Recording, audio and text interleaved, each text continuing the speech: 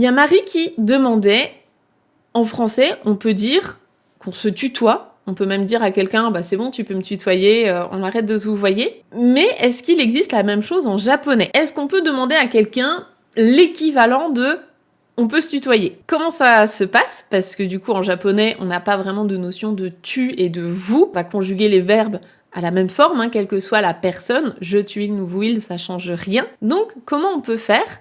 Et Marie demandait spécifiquement vis-à-vis des enfants. Donc Marie qui a un projet de travailler avec des enfants au Japon, ou avec des enfants japonais, eh bien, comment on peut leur dire qu'on peut se tutoyer? Est-ce que ça peut aussi les mettre mal à l'aise? Est-ce que ça se fait ou pas pour un enfant japonais de tutoyer un adulte?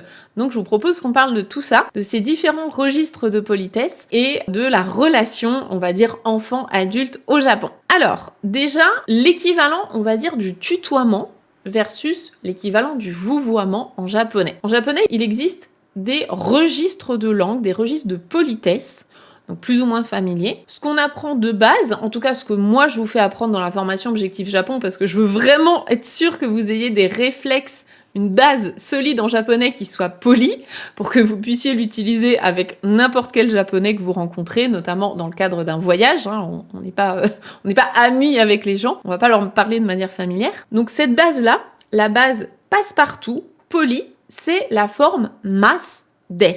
Donc c'est la forme à laquelle on conjugue les verbes mas, masen pour le négatif, mashita pour le passé, masen deshita pour le passé négatif.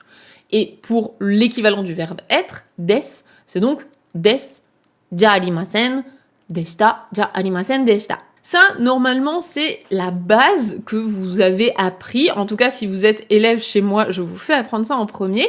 Avec ça, vous pouvez parler de manière polie à peu près n'importe qui. En tout cas, on parle avec des inconnus comme ça, on va parler à des commerçants, à des restaurateurs, à des gens dans la rue quand on demande son chemin ou autre.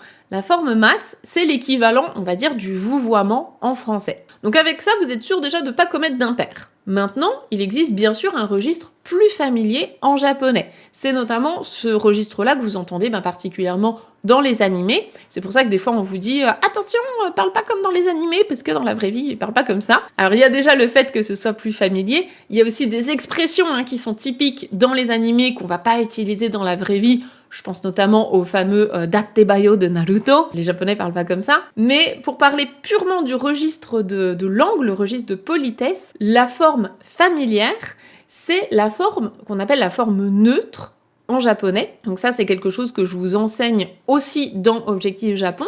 Donc ça arrive dans le module 4, parce que je veux vraiment consolider les bases polies, de manière polie. Mais à partir du module 4, eh bien, on apprend à s'exprimer de manière familière en japonais. Donc là, ça va vous être utile si vous parlez à vos meilleurs amis japonais, votre famille peut-être aussi, si vous avez une femme, un mari, des enfants japonais. Les beaux-parents, ça dépend un peu de la proximité que vous avez avec eux.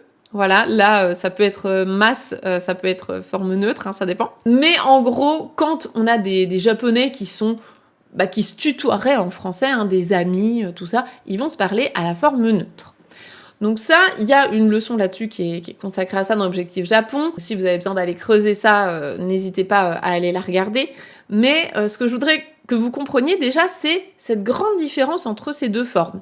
Forme masse égale forme polie, donc vouvoiement. Forme neutre égale forme familière, donc tutoiement. La petite subtilité, c'est que la forme neutre, on va également la retrouver à l'écrit, notamment dans les journaux, les romans, etc., dans plusieurs types d'écrits. Là, bien sûr, c'est pas familier, mais je sépare un petit peu ça du reste parce que quand on parle vraiment à l'oral avec des gens, on a un peu ces deux grands cas de figure. Donc on peut se dire, vouvoiement, ça va être masse, tutoiement, ça va être neutre, ce qui est plutôt correct, ça se traduit plutôt bien comme ça en français. Donc, on pourrait demander aux gens, est-ce qu'on parlerait pas en forme neutre ensemble? Et donc, c'est un petit peu ce que font les Japonais. Eux, ils vont utiliser le terme tameguchi. Donc, tameguchi, guchi, on reconnaît la bouche. Tameguchi, c'est en gros le langage familier. Donc, tameguchi de hanashite mo daijoubu desu ka? Est-ce que c'est ok de parler en tameguchi? Donc tameguchi de, au moyen du tameguchi, la forme casual, quoi, la forme familière. Tameguchi de hanashite mo ii desu ka? Daijoubu desu ka? Est-ce que c'est OK pour toi? Donc ça, on va poser cette question-là à quelqu'un. Si on est dans, on va dire, un contexte qui s'y prête. Bien sûr, vous n'allez pas demander ça à un inconnu dans la rue, vous n'allez pas demander ça à un artisan, un commerçant ou autre, ça va être très très bizarre. C'est comme si vous arriviez chez votre boulanger et vous lui dites on peut se tutoyer, ça va ?» Voilà, on fait pas ça. Et j'irai même un petit peu plus loin, c'est que en japonais, on va même plutôt le proposer uniquement si on est du même âge que la personne. Là-bas, l'âge, c'est comme en Corée, c'est comme en général en Asie, hein, l'âge est vraiment important. Donc si on a le même âge que la personne, si on a aussi la même hiérarchie en termes de position dans une entreprise, par exemple, voilà, on peut pas demander ça à n'importe qui. Donc ça va être des camarades de classe, ça va être potentiellement des colocataires, ça va être aussi des amis d'amis, voilà. Dans un contexte qui s'y prête, on peut demander à quelqu'un, est-ce qu'on peut parler en tameguchi? Ça, ce serait OK. Là, on parle spécifiquement dans le cas des enfants. Dans le cas des enfants, vraiment, je ne vois pas trop dans quel contexte un enfant ne va pas utiliser la forme en masse vis-à-vis d'un adulte. À moins, bien sûr, que ce soit un enfant de la famille. Hein. Si tu parles en famille, c'est évident qu'on parle de manière familière. Mais au Japon, je pense que ce serait un peu bizarre qu'un enfant parle en tameguchi à un adulte. Donc, eux, vis-à-vis de toi, adulte, vont s'exprimer à la forme en masse. Toi, vis-à-vis d'eux, tu peux bien sûr parler à la forme neutre. Ça, c'est OK. Tu peux leur parler de manière familière. Mais voilà, pour la culture japonaise, je pense que ce serait assez étrange. C'est comme ça, hein. Donc je comprends que toi, tu disais j'ai envie de les mettre à l'aise, etc. Mais voilà, on va pas non plus effectivement les forcer si c'est un peu étrange. Donc surtout dans le cadre d'un travail, moi je pense que c'est plutôt à garder tel quel. Et après, le dernier registre, dont là je vais pas m'étaler là-dessus, parce que c'est pas le sujet, et si vous voulez creuser, là on en parle plutôt dans l'objectif GLPT 4, c'est le keigo.